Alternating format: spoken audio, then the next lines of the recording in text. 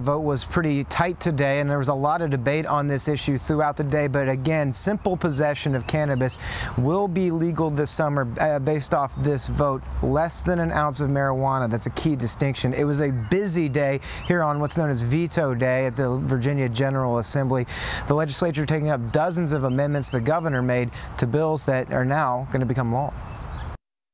Ayes 20, noes 20. Chair votes aye. With the lieutenant governor's tie-breaking vote, both chambers of the General Assembly voted to legalize simple possession of marijuana by July 1st this year. The original version of the bill would have waited till 2024, the same time the sale of cannabis would begin. There's a straightforward injustice to punishing people for something we've already agreed should be legal, especially when we know that the punishments are given out inequitably. Democrats were quick to point out this only allows for small amounts, less than an ounce, for personal use by adults only. This is not going to generate some ganja fest at Jiffy Lube Pavilion out in the parking lot, because that is smoking in public. And just like you can't drink in public, you can't smoke in public under this. Republicans attacked the move, saying it was rushed, and that language inserted by the governor's office goes after Virginia's right-to-work law, which Democrats disputed. This should be a 4-line bill. We are legalizing marijuana up to this amount. That's it. This is a mess. And now we're just going to shove a whole new substitute in front of everybody and say, just pass it because it's good, because I want to have a legacy. I'm not voting for it. The House supported a budget amendment that would launch an independent investigation into the conduct of the Virginia Parole Board following allegations of wrongdoing. Republicans say that investigation doesn't go far enough. Democrats say the GOP is using the scandal to play politics. And a whole bunch of badness may have been going on, but we don't really know. And this certainly doesn't get to the bottom of it. Our colleagues on the other side of the aisle, they're not concerned about this investigation. They are concerned about making this an election issue. They've told you that bluntly every time. This is their election issue.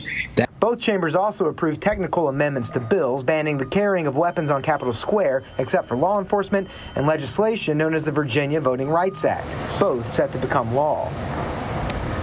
Now, at this hour, both chambers are now taking up the others legislation, so that process could take a little bit. But on these major issues, both have set a stance on where they will be, and many of these issues are done for the session and will become law either later this year or whenever the enactment clause is in effect.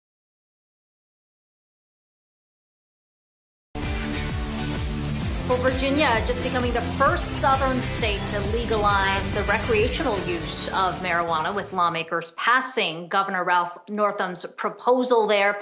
Under the law, adults over 21 can begin using and growing marijuana in July. But Zach, we've still got a delay until the retail sales. That not expected to launch until 2024, which is why maybe we're not seeing a significant move in cannabis stocks today. But this is still a big move, and I wonder how much of this has been prompted by the need for additional revenue.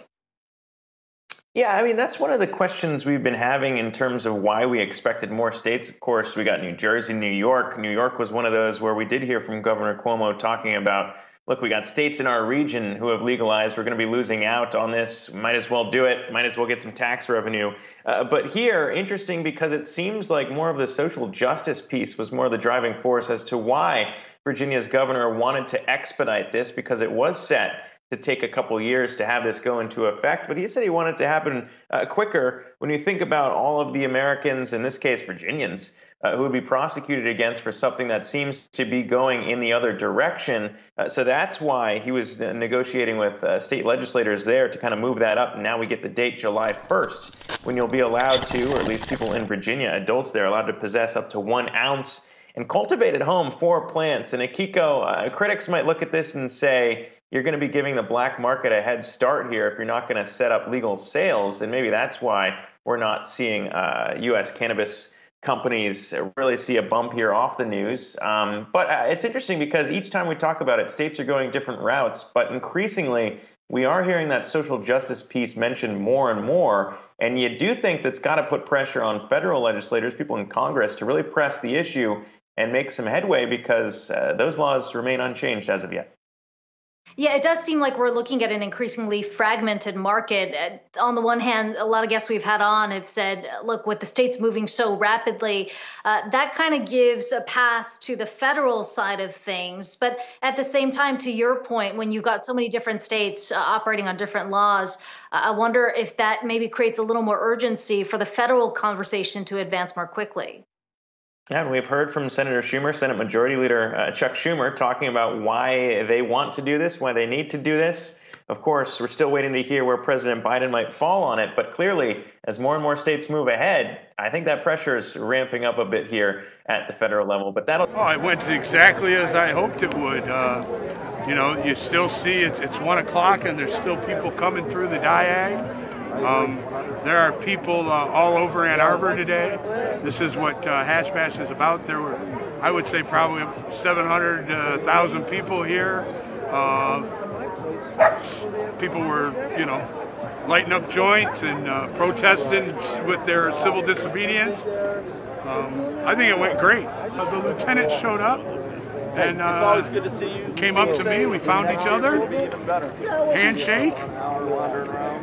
He's not here to arrest anybody. He's not here to do anything. He said he was going to clear the vendors that had showed up and set up on the diag. Public protest is, you know, part of the foundation of this country. It can be done safely. It can be done respectfully. I think you saw that here today. And there's no reason that if you have an issue, you shouldn't come forward with it.